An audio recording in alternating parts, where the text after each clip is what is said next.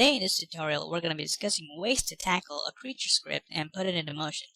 Now this tutorial is an intermediate tutorial, which means I'm assuming that you have the knowledge of Autodesk My Animation tools and basic understanding of principles of animation. In the beginning of the lesson we'll start testing out the rig and find out the possibilities of the body movements and mechanics of a raptor. Later we'll start with the layout of the whole script, and upon completing the layout we'll start understanding the movement and blocking out the poses for the movement. We'll then create blocking plus poses which require levels of detailing before starting out with the polish phase. Then after we're satisfied with the blocking, we'll start polishing it out and finesse it till we get something that resembles a raptor. Alright, we've got a rig of a Velociraptor here. It's a pretty user-friendly rig for this demonstration, with both IK and FK blend functionality. So before jumping into actual animation, let's check out how the rig works. It's always necessary to check out the rig if all the controls of the rig work perfectly, and if it requires any added feature, new functionality. In this course, we're basically going to contain the body mechanics of this raptor, so major emphasis will be given on the torso part, and we're going to mainly concentrate on creating the poses and taking it to the final stage. Normally in the production house it always happens that before sending it further down the pipeline, we have to make sure it is final from our side. Sometimes the project requires the character to include extra functions like stretch and squash, dynamic scale, and all that stuff for shot purpose and flexibility for the animator. For instance, in this shot we've got a run cycle, and we will use IK for the leg, but there might be various amount of shots which might require the use of FK legs or claws with this rig. So it is always better to have a multifunctional rig. The tail has got some extra controls for additional precision. Upon starting animation, we're going to create some selection sets for all its controls so that we don't have to select them one by one while keying. The leg controls are pretty basic ones which are available in most rigs, which allow greater control on the animation. The claw for the hand pretty much work like the normal fingers. Yeah, so I think that covers the rig and its functionalities. Now in the next part we'll go ahead and discuss how to start the layout as per the script. So here we are inside the BG where we will create our layout. We've got a pretty simple terrain here with some textured rocks, and basically these rocks are just a bigger copy of this little rock here.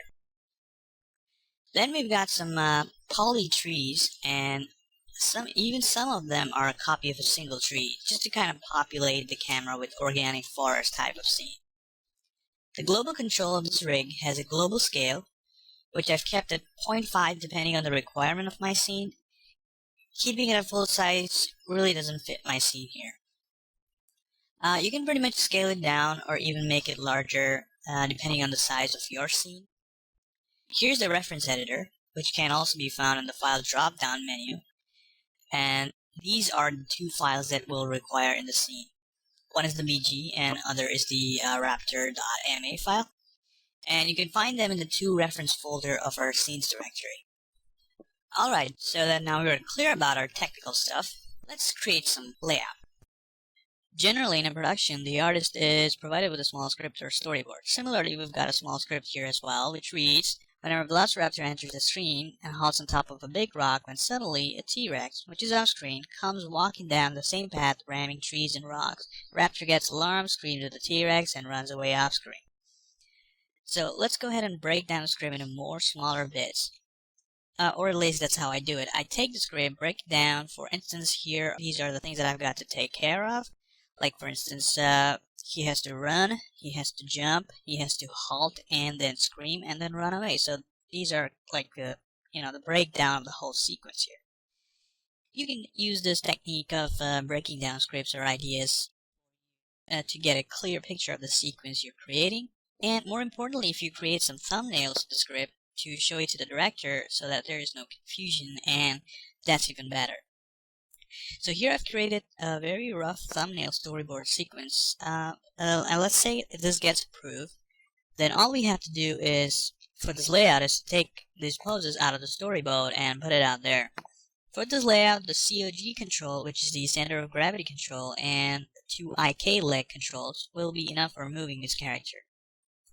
Layout is not like blocking. Well, not always, but just to give an idea, because most of the time we have departments for that, and it's done just so the animator understands what's happening in the 3D space. It's kind of like a transition from 2D storyboard to 3D. So we're going to use these three basic controls to move these raptors. So let's put a key here by pressing the S command on the keyboard. Now I'm not going to time it right away, but I'll finish the layout, and when I start blocking out, I'll think about the timing. Let's move him here, not much closer to the rock because we need space for him to jump. Now when we look at the graph editor of this, we can see that the curves are in step mode. And that's very important as well. Keep it linear as well to get an initial idea of the timing setup, but I like to keep it at step. Let's go ahead and key some of these controls as well, because we're going to see it eventually. You might as well go ahead and describe it in the layout. For instance, the head is going to look in that direction where the T-Rex would be approaching. Let's put him on top of the rock for the third pose, just like we did earlier, selecting these three controls and move it up there. Even though I'm not entirely concerned about the timing right now, but just take care of so that it doesn't look weird when we play it back. Let's create a selection set from the drop-down menu and add that to the shelf.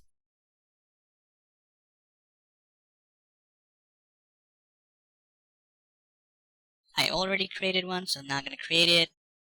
What that does is create some else script where, whatever you have dragged and selected the controls, it's going to add that in that script, and you'll add that in the shelf.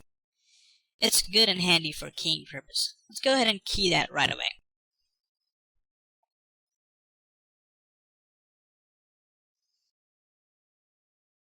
Let's move the COG control a bit so that it looks like thumbnail created for the storyboard.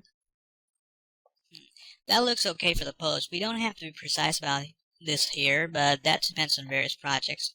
Here we'll keep it for us to understand. In this layout process, there's no technical thing, so we can put a value and things get done, but instead we have to work on poses and create it until we get something that looks quite okay and we're satisfied with it, and we can show it to the director. So I'm going to use time-lapse for this lengthy work part, but try to speak in real time.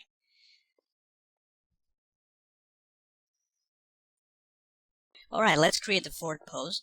Normally I would take some time to create a pose depending on the complexity of the scene and complexity of the pose, of course. Because it's really, really important that we hit the poses spot on. Because once we start polishing things out and suddenly we realize that that's not what we want, or we need to change some major thing, we'll practically have to delete the whole time frame and redo it again. So, until unless we are happy about the posing, and it gets approved, it's better not to move further. But then again, for the demonstration, I'm not going to be super precise about this, but try to touch everything from layout to polish. So alright, this looks okay for the fourth pose. Further down, we'll polish this pose even more. The eye contact is very important. Here we just have a vague idea of T-Rex position, so we'll take our liberties in posing the head, but we might have to predict some kind of sound effect that's going to be there on post. The tail is also a very important part of this, so let's put a curve to it. The lines of action are really, really important. We'll come into more in-depth about the lines of action when we actually start blocking on this. And we've reached the fifth pose. This is going to be the ground pose for the raptor to escape before he gets eaten by the formidable T-Rex. We have to make sure that the character looks okay inside the camera, and also the direction of the head to make sure he's concerned about the T-Rex getting to him.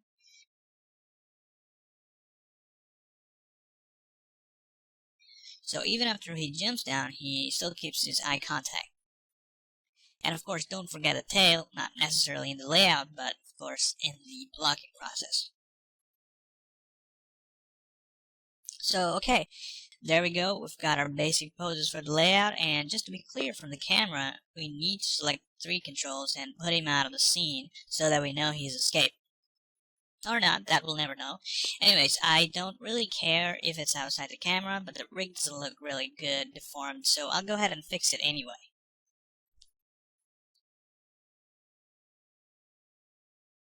Okay, let's select the shelf button and key so that we know all the controls in the rig have keys. This should be totally enough for a rough layout, but let's go ahead and add another pose here. That will be the jump contact pose. How I approach this is pretty neat trick, which I think probably every animator does. There are the two keys at 50 and 65. So we can put this thing to linear, so you can key there and Maya automatically creates the default pose for us.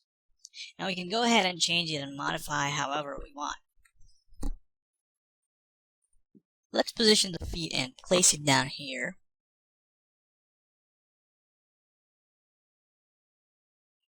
We'll definitely have to take care of these poses later on in the blocking, but let's clean up this pose a bit and of course give the tail some curve.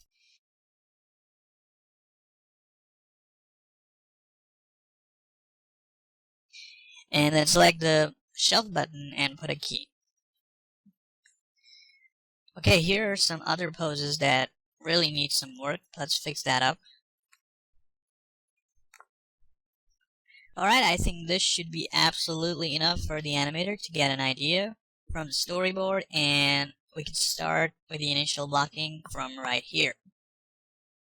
Let's key these poses once again just to make sure everything has a key. Alright, let's start blocking out. Okay, now that we are done with the layout, we now have an idea of how the movement is going to occur. We enter into the world of blocking, which is really getting into these poses and breaking it down. If you've noticed, there are a few changes, like the leg is pretty up here, the head is pretty up here. During the break, I went ahead and basically just added some few twigs and variations into the layout poses, and also added this cool antique pose, which is the anticipation pose before he jumps down. Nothing really fancy, just added some things to make the process faster and easier. Let's get in there and start adding in more breakdowns and actually create our blocking paths. There's no script that is going to build a blocking pass or make any pose look better. What we look here is what we get, and we have to get into those poses and work on it one by one. That's how it works. The better research we do, the better we'll understand this movement.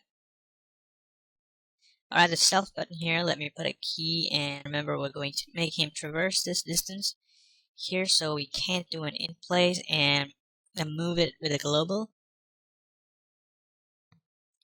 We kind of have to rough out the whole progressive run and then add more poses as we go. What I'll do is key these three controls, the COG and the two IK-like controls, until I have a rough run cycle, and then I'll go and put more breakdowns. Placement is also something to be kept in mind. For this run cycle, the more video references you watch, the better. So I'm going to key the second contact at around 8 and later do the timing if required. So selecting these three controls, translate it using the word translate and move it just a bit. The distance looks okay. Let's try getting similar distances for the rest of the run. So he's going to jump from 1 to 8 at probably in the middle, around at 4. Again, with three controls selected, I move him similar distance at around 16. We have to keep in mind that while placing this, we might have to adjust a bit later when we work out the breakdowns. So let's put him at 24, the next keyframe. I'm using a value of 8 for every key, but if it requires, we're obviously, go in and change the timing. So before he jumps, we can put an antique right here. Now it's really important for anybody to go through the reference videos or thumbnails before working on it. I am stressing at this point because, we never really know what an animal like a raptor would move. Now when we move the left leg contact on the ground at 1, obviously the right is going to contact at 8. So let's do that.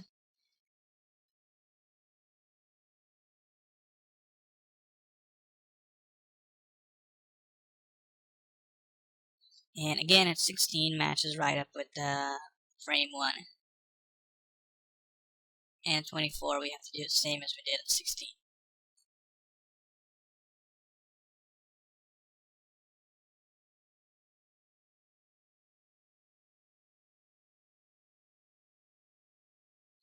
So at around 33, which we already had before when we did the layout pass, we kind of have to change that because it kind of matches with the previous key, which is 24, and it should be totally different.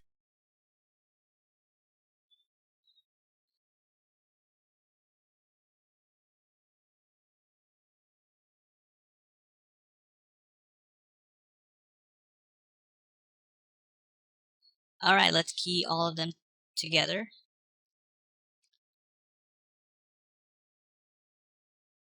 Now we need a down pose or an antique pose somewhere between 33 to 45.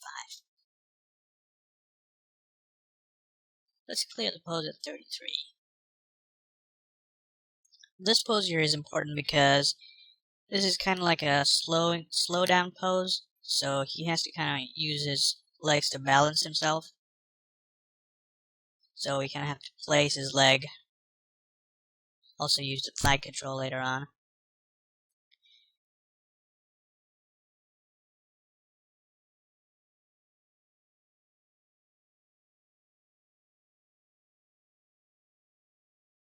I'll put a key here at 37 for the down pose, which will be like an antique for the jump. And rotate a bit up here. This is how the head will be. And the arc is going to be like this. Let's put some curve in the tail.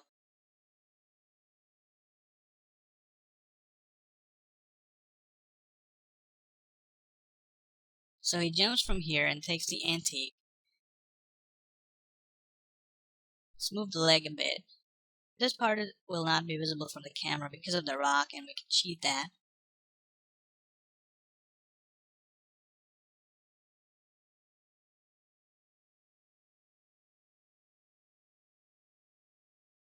Let's key everything. Let's put a starting jump pose right down between the antique and the foot contact of the rock. This breakdown will create an arc that we require during the jump. Just like I did before, change this to linear for us to get a smooth default position of the character, and then we create a key, and now we can go in here and modify it accordingly.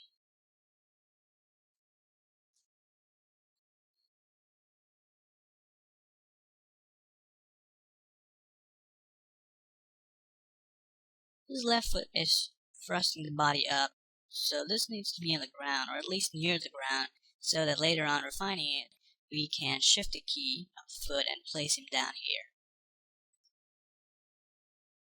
Again, this part will be not seen in the camera, so as long as the motion is correct, there shouldn't be any issue. But a lot of people tend to animate even when it's outside the camera for various number of reasons, but for this particular shot, we're going to take advantage of the camera.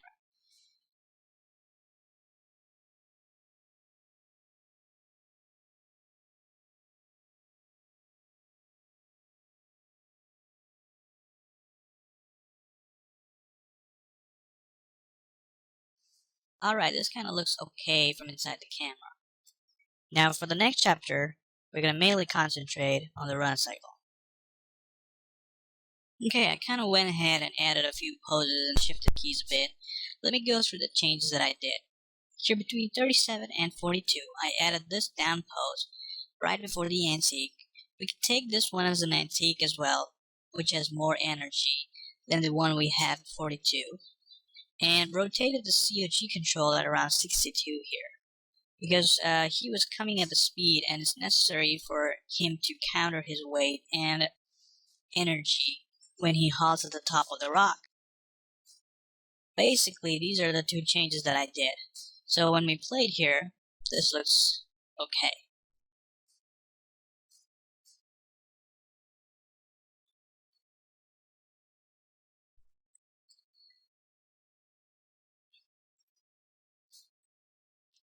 Alright, now let's go ahead and create some breakdown for the run cycle. At this point, we need a down pose at 4, which would require space for the up pose, and which would be between the down pose and the contact pose.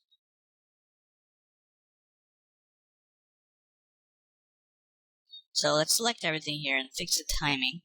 Just shift the keys a bit back so that we can make space for the up pose. Let's put this to linear and put a key here.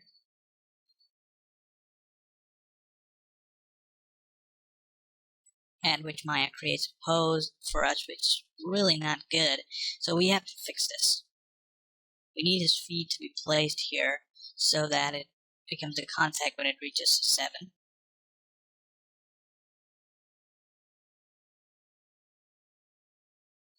Creating these poses takes hours and days, so always be aware of what you are trying to achieve in the animation and make sure to watch the reference whenever you require.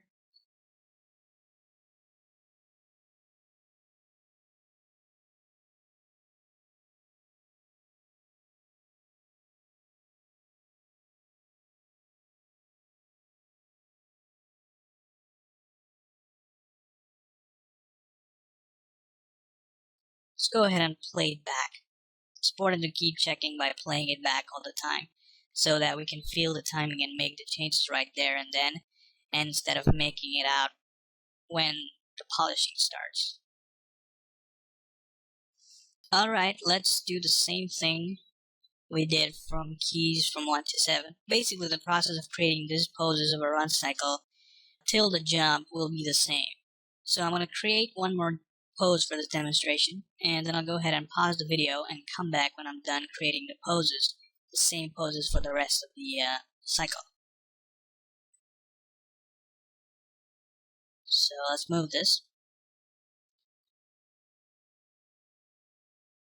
and change this to linear, and then put a key for Maya to create a pose.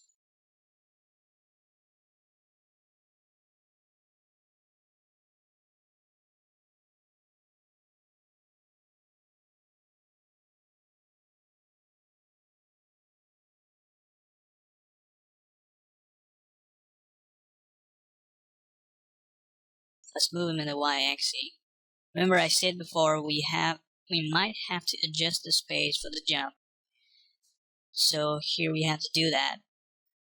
The difference between the down and the up pose should be distinctively clear so that we know which one is which.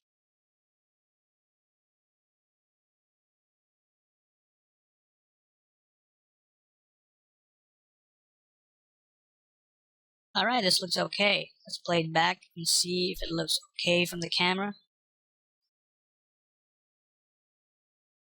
Looks okay for now. Now all these keys till 33 will be posed using this same technique. So what I'm going to do is pause the video and create some poses. Create the same poses all the way to the jump. And be right back when it's done. Okay, so let's check out the poses that I did for the run cycle. As you can see here, it's a similar process that we did before.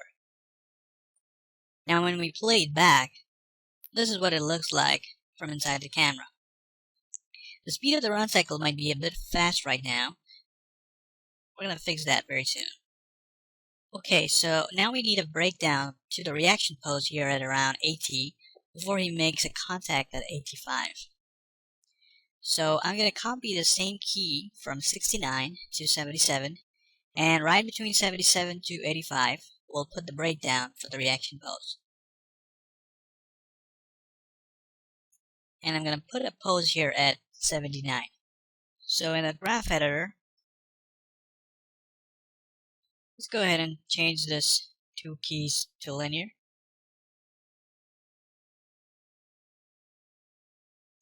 And put a key in there. And put it back to step mode. Now Maya has given us a base pose from which we can go and modify it further.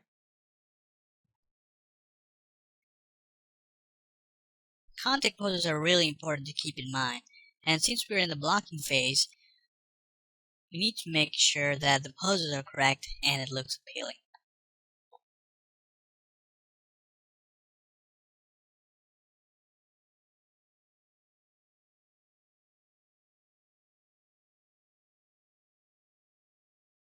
This breakdown pose is basically a jump pose from 76 to 79.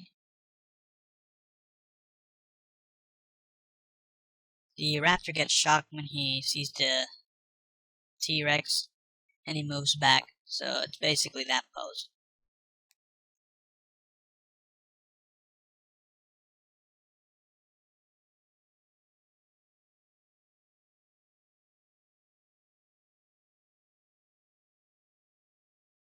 There is obviously going to be a small movement before he screams at pose 102.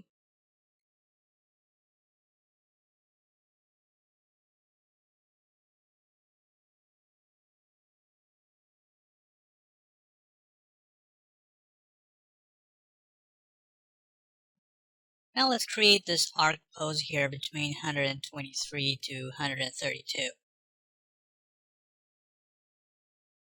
And selecting those two keys here, let's change it to linear and put a key, and then change it back to step mode. Okay, now this default pose looks kind of weird, which I'm gonna fix right now. You have to make sure that there's no gimbal problems while working and transitioning between poses.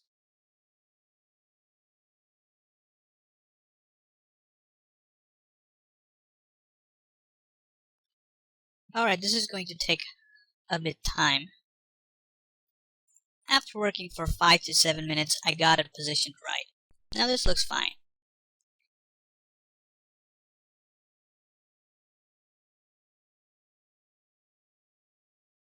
As we play this here, this is how it looks inside the camera. It is much better than what we had from the Maya default pose.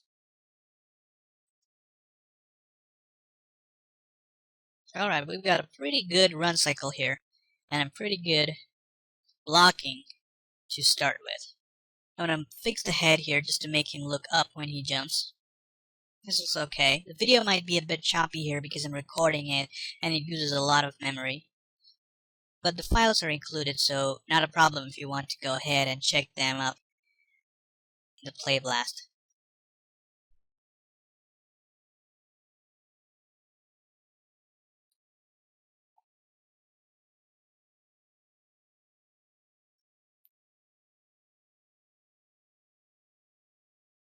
Well, let's clean up some more poses here at the cycle, which I think is necessary, like this overlap on the feet.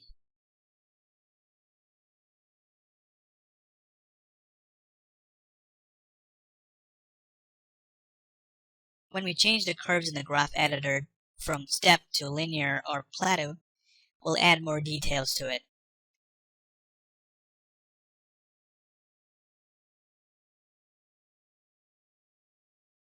Adjusting a bit here by moving the overall character. I think that kind of looks okay for now.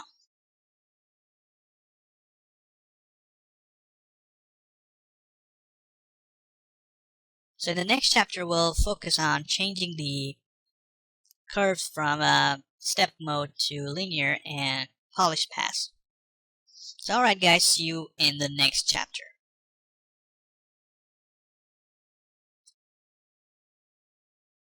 Alright, now that we're done with our blocking pass, we can start from here to refine our poses and take it to the polish pass, okay? Sometimes people also like to add more animation layers on top of this to make the blocking more refined and more concentrated, like around the timeline. But I think we can continue from here to change this step mode to linear and then add more detail to it. So let's do that. Let's select the whole thing and then change it to linear. And now if we play it here, it's going to be pretty floaty, okay? Timing would be not so much matched, so let's see what happens. Alright. As you can see, there are no moving holes, no static holes, or any kind of holes right now. So we have to kind of work on that.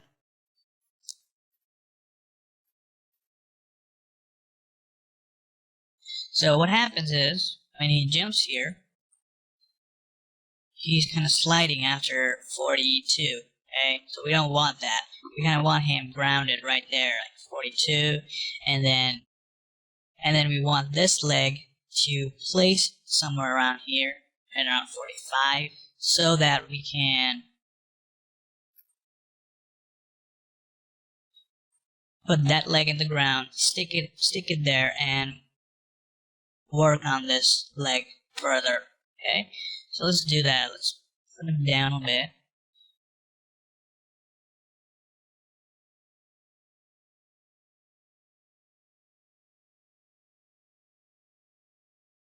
Put this side bit down here since we're working on this part here. Okay, and we have to keep checking for any kind of problems that we might face. Okay, these are here, so we definitely need to bring them here.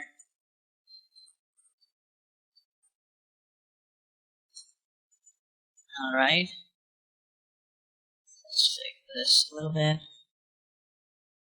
just like that, and then what we need is we have to place this foot to the ground so that this leg can come, in front when he moves. So if I scrub through here, we can see that the leg isn't in one place here, it's kind of sliding.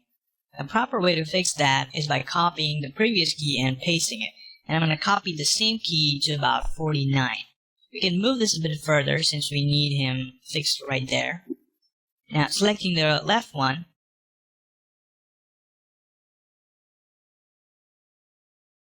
move it in front of the raptor just as a balance pose. And put this leg a bit up because we don't want him sliding all the way. And place it here at 52 till it is required to move away from there. Alright, let's scrub through this a couple of times to see what's happening through the camera.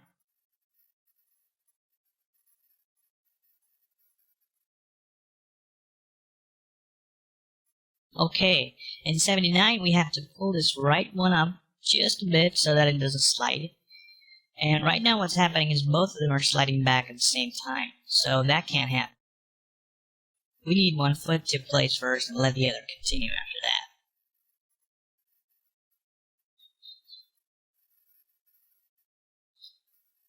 So what I'm going to do is I'm going to select the right foot control here and shift it back a bit, which means this foot will land first and the other foot can follow. And you can see the stretch happening here, which is not really good, and we'll go ahead and select the thigh control and move it down a bit. Alright, that looks okay. And now we want the other foot to follow.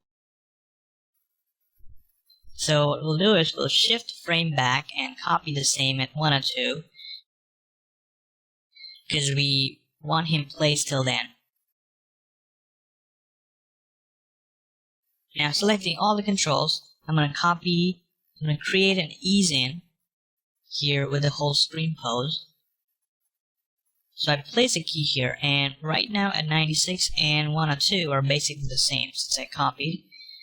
Now if I copy the value of 94 to 96, then the 96 won't be similar to 102 anymore, even though they are copied, because I copied 94 to 96. And then we'll have a nice ease in. Now that we have a value of 94 and 96 and there's this nice ease in happening in the screen, let's play this back and see if it's looking good.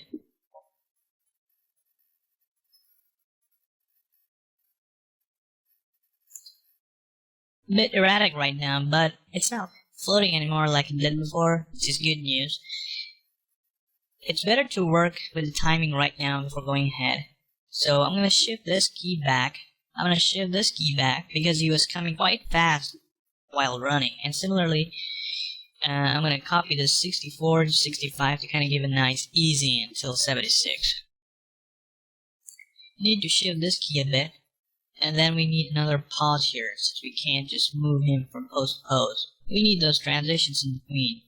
So let me copy the same key here at 75. This pose is going to be the down pose because we require an arc when he moves back. Then again at 79 we need to pull it to give it a nice curve. Let's scrub through.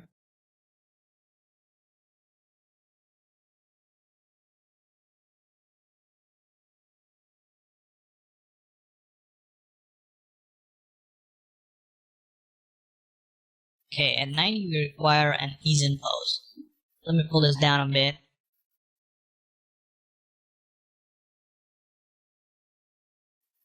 And then while he goes for the scream, we need another curve here.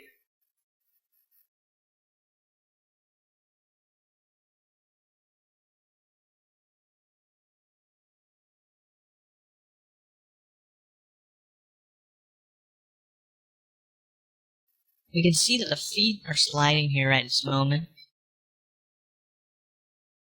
So let's select them, and right at 106, let's copy them until 160 before he jumps out.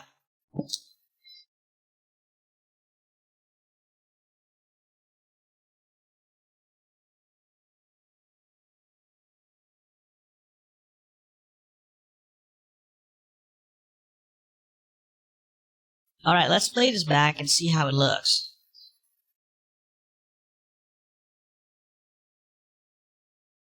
Okay, now we're starting to get some texture in the movement. Floatiness is there, but it's not like what we had before. We've added quite a good number of ease-ins and holds. Okay, let me scrub through this one time and see what we need to add there.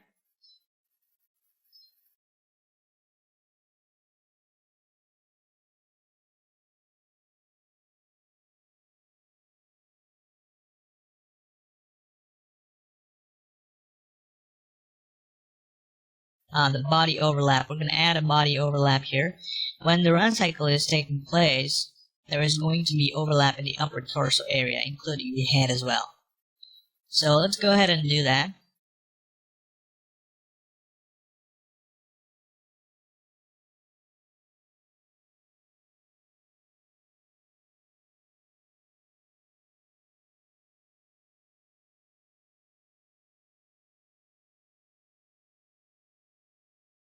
As we can see from the graph here, there's literally no keys in it.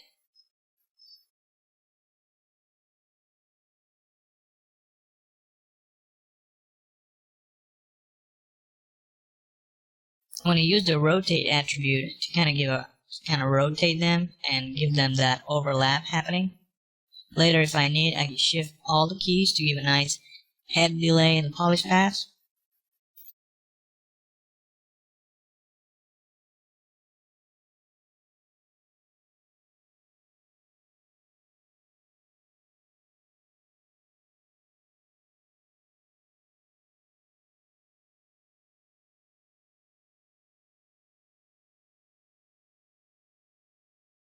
Alright, with all that taken care of, let's go ahead and play it from the camera.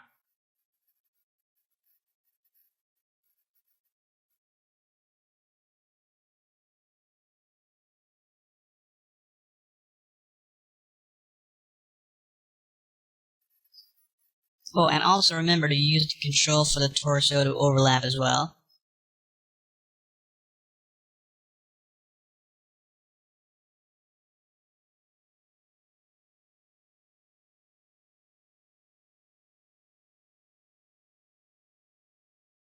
Let's hide the mesh here to get a clear view.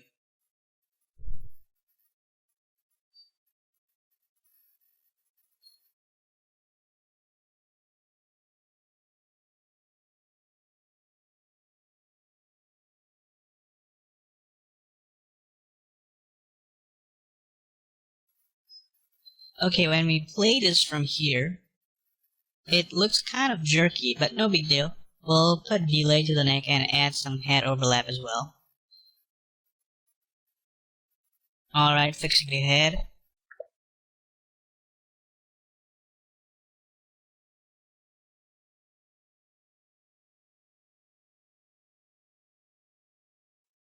And I played back here, okay.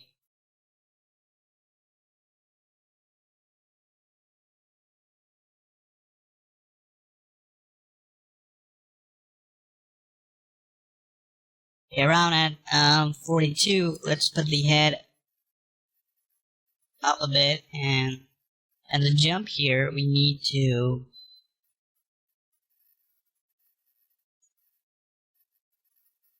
We need to put a key here at 44 and then shift this key from 45. Similarly with the foot at 44, let's lift it up. Okay, let's crop through this.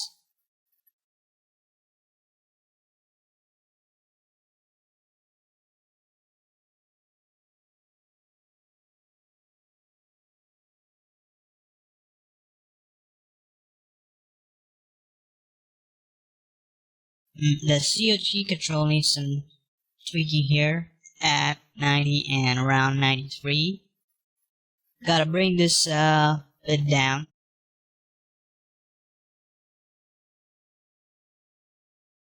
So holding the Alt key, press the down arrow. This will bring the control down. This command works according to the view. Whichever view you're in, it's going to work accordingly. So now we have this nice curve here. Let's fix the neck a bit.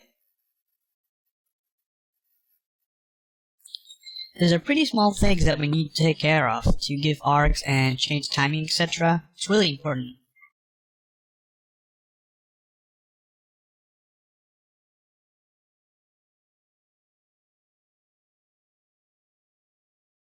Let's put a hole from 116 to 119, because we don't want him to jump right after the scream. Should give him a 3 frames to relax, so I think 3-4 frames would be enough since he's panicked already and he needs to get away. Alright, got a pretty good movement going on here. The hold and the timing changes are working perfectly fine. Now we need to add a little bit of weight, overlap, and secondary for the tail and some extra details.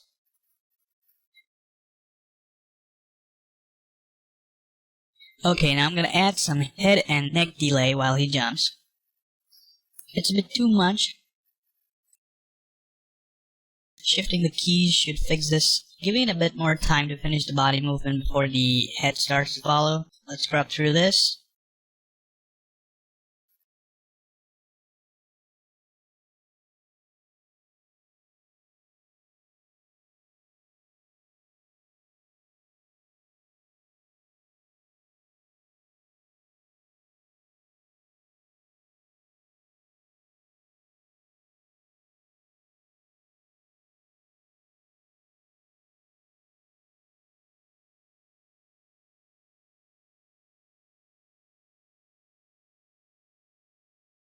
We need this upward movement here for the arc. I want to bring the S curve here from the jump to the halt. So I'm using this COG control to create that.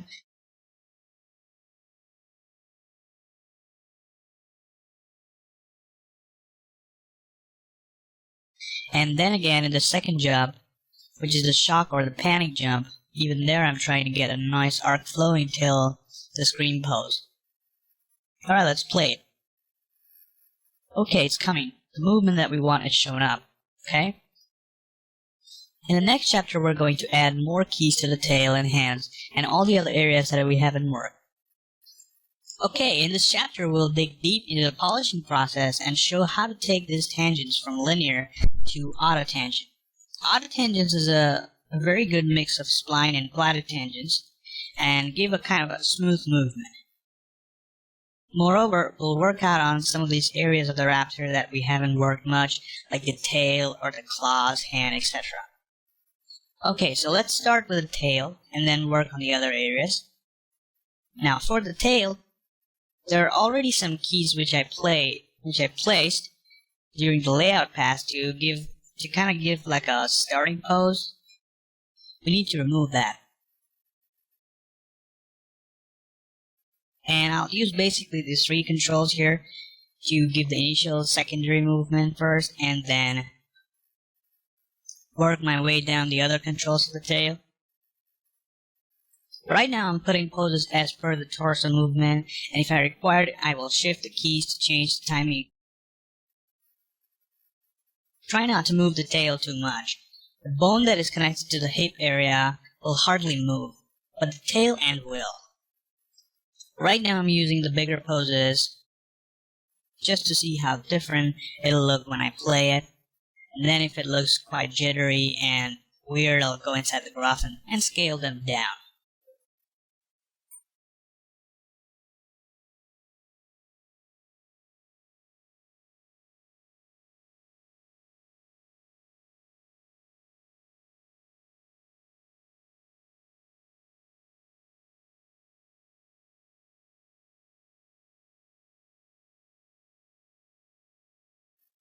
Alright, now let's play this. It's moving too much. It'll be a distraction like that. But I'll fix that in a moment. Let me work on the lower tail first. Then with bigger movements, I'll be able to analyze the movement of the lower tail better. Again, I'll work on it through the camera, so whatever I see through this, that's it.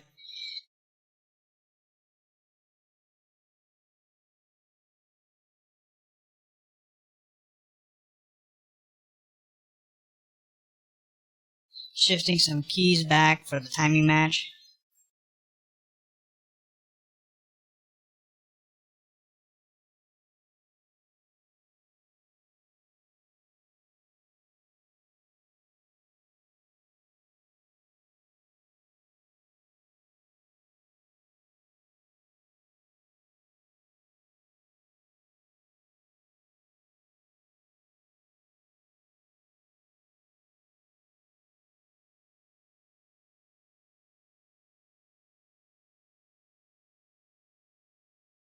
Let's play it.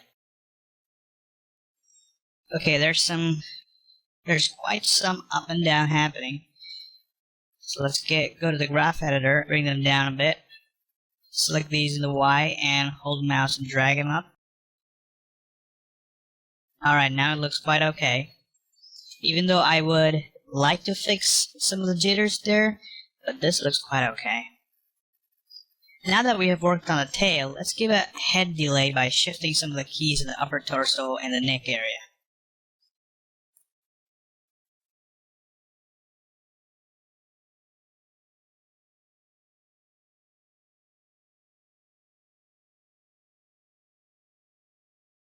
What I'm going to do is select all these keys, till 39, and shift drag and move just one frame for all the keys. That way we can have an overlap in the head. Now when we play it, we can see that it's quite minimal, but it's there.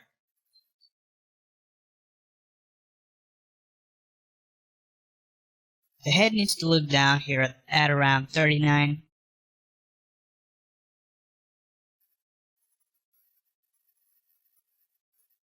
Much better than what we had. So it means we're going in the right way. Now we're almost done with the linear part of the work, and we're ready to enter into the spline mode where we'll smooth things further. But before we do that, let's see if we missed something and check our poses for certain deformations that we didn't notice through the camera.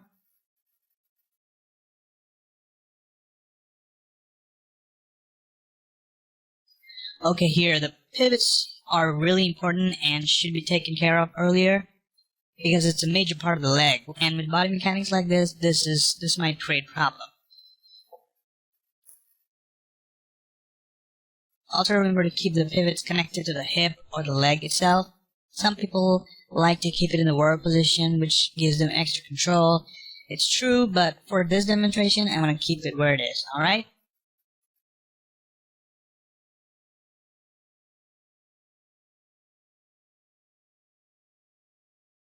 Okay, let's play it. This looks quite okay.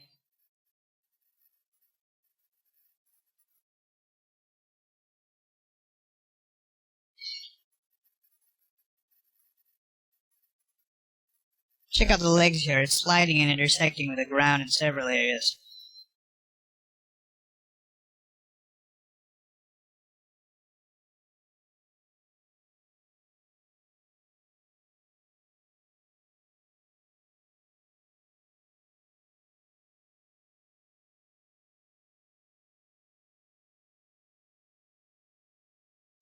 Okay, here's a bit of a problem with the head delay. I think it's the neck control. Let's check it out. Okay.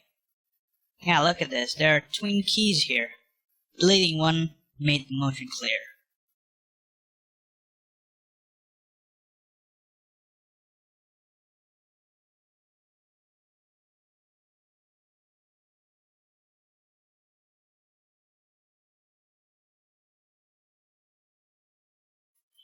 Alright, the jump pose here. Let's put the leg firmly on the ground. In the camera, it isn't visible much, but whatever is visible, we'll have to fix that.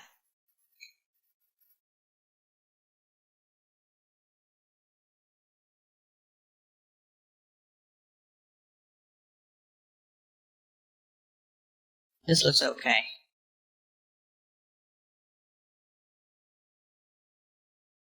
The tail of the first jump. That needs some work.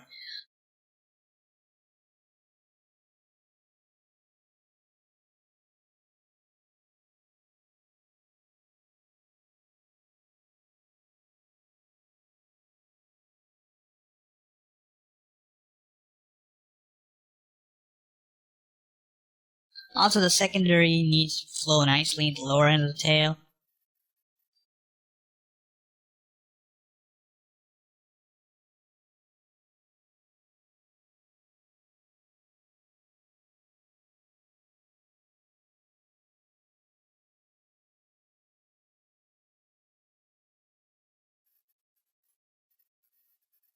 Okay, I'm gonna go here and select these three controls and try to refine this. The secondary movement is really important because it kind of adds to the animation.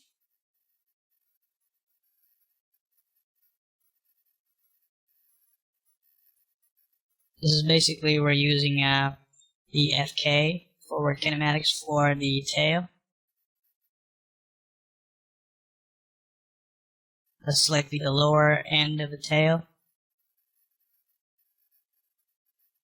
Fix that.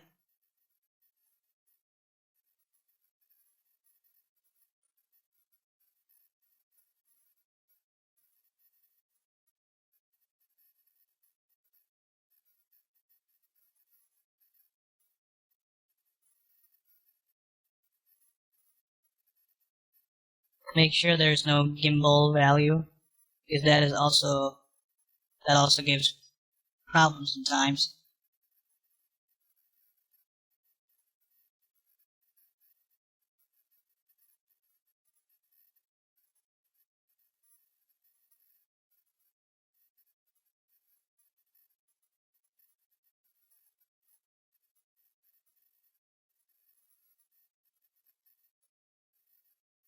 Alright.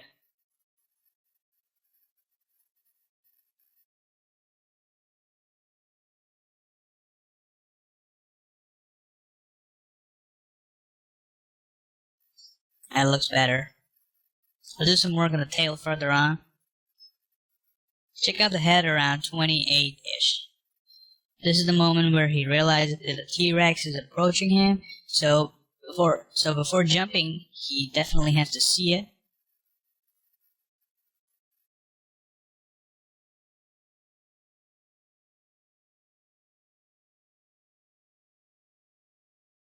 Oh, and the mouth, I kind of deleted jaw open and close, so that I can do it right now and show it to you guys. But let's take care of this control first. Seems like a lot of strange rotation happening here.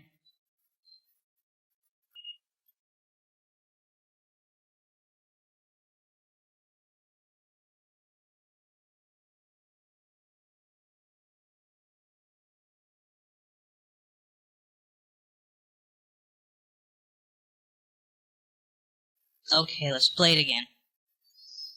Looks quite better already. Let's add the jaw now. I'm going to talk through this and tell you how he opens it, where he opens it. Normally he would keep his jaw open a bit all the time while running, and then around at 85, open it a bit much in shot. And then at around 102, that's when the screen happens. He'll open it to max. It isn't required to open it completely, but if we do it, it'll kind of add to the shock behavior that he got while he saw the T-Rex. Okay. We've reached almost the end of the linear pass. Now I would like to take this to the spline or autotangent pass to add a few more details and finish it off. And let me remind you that the interface playback is not actual real time.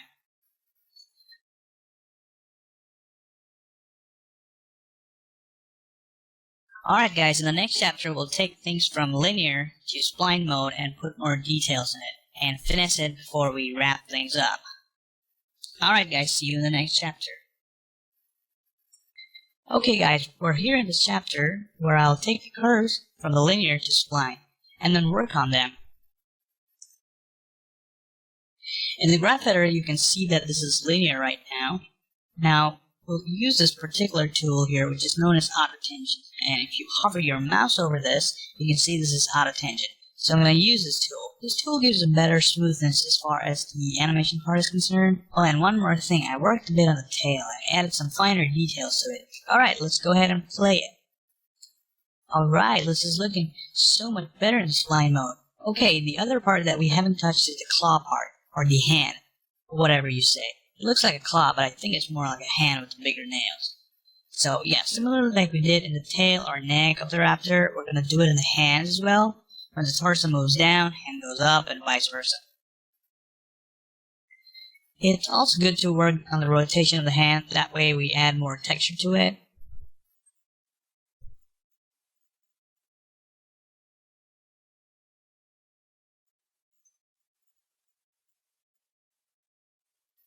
What I'm doing here is basically copying alternate keys so that we can kind of have that up and down motion. Alright, let's play it back. It's looking too much, so let's slow it down a little bit.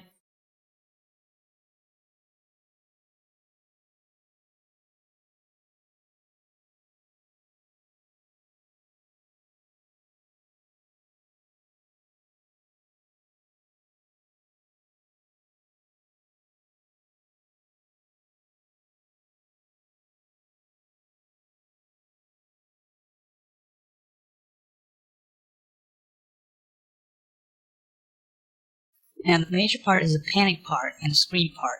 Here he will use his hand to kind of show a fear gesture, like don't come near, get away kind of thing, you know? So let's go to the perspective window here.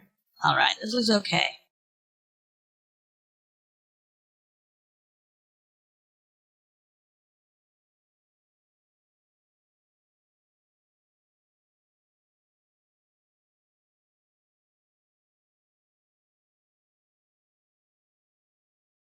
Move this a bit back so that it happens immediately as part of the reaction.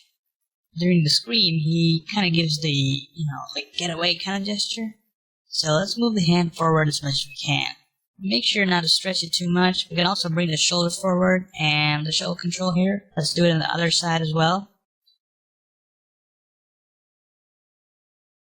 Alright, if we scrub through this, we can see it's looking fine right now.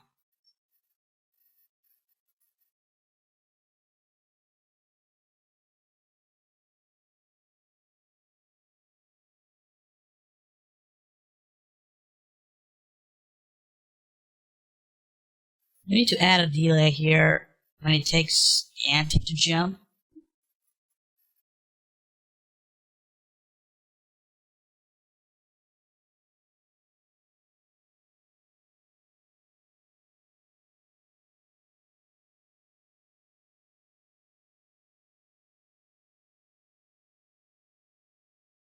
Okay, let's play it back. We can offset the hands a bit, maybe by 1 frame. So let's offset it.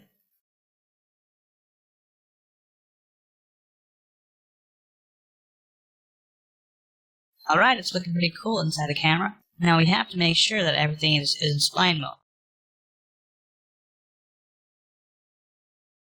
Select everything here and hit auto tangent button right here. Okay, let's play it back. You can definitely add more finger details to it or any other details, but because of the time constraints that I have, I won't be able to go through that. So let me work on some of the torso poses a bit more to add more final details.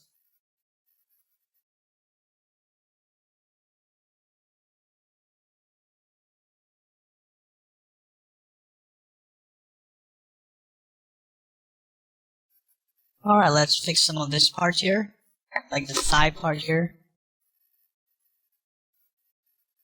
Put this down a bit. Looks like certain keys it has quite the y-axis value. Let's put this down. And even at 52 it's up. Let's put that down again. Even at 89, it's down a little bit. Hand movements are, always about tweaking and taking it to the final level.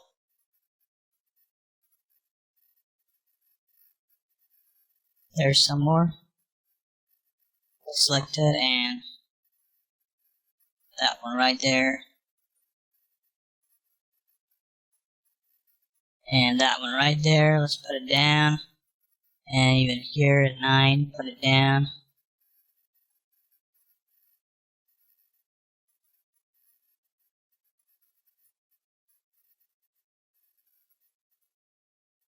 Okay, very cool.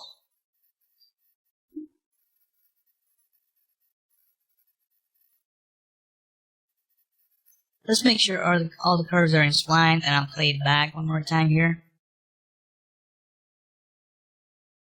Alright, cool. I think we've covered most part of it, so what we've seen here is how to create a layout poses from thumbnails in script, and then take it to blocking, adding more details to it, and finally polishing it out. You can always go inside the files and add more details to it, take more time working out poses and blocking. If the blocking is super clear, it'll really help in the polishing pass. Hope you all enjoyed and learned something from it. Feel free to go back, and if you've missed something or want to clear something out. Alright, with all that said, I'll wrap up the training session of Creature Animation Workflow, and thank you for watching 3dmotive.com.